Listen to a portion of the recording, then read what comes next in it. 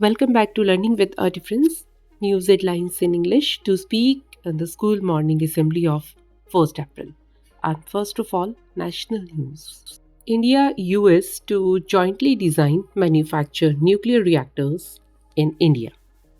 Lokpal call for action over corruption in Delhi flyover land acquisition. Hindustan Aeronautics didn't transfer sensitive tech to Russia, sources on Envita report.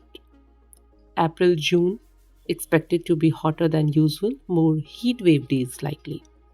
Nidhi Tiwari, IFS officer from PM Modi's constituency, his new private secretary. Kerala Asha workers cut hair as pay hike protest entered day 50. International news. India US to jointly design manufacture nuclear reactors in India.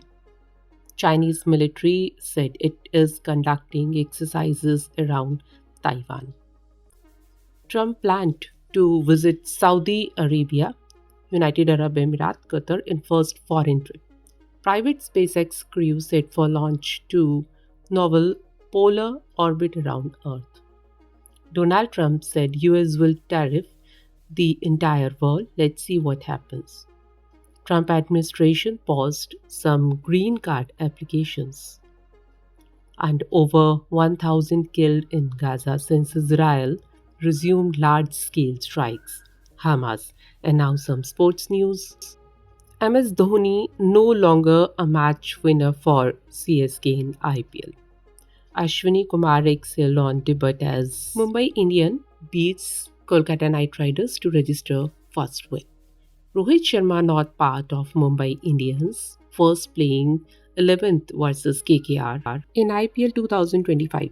Now news related to business.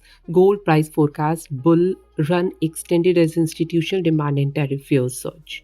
Domestic natural gas price for April up 25 cents to $6.75 per MMBTU.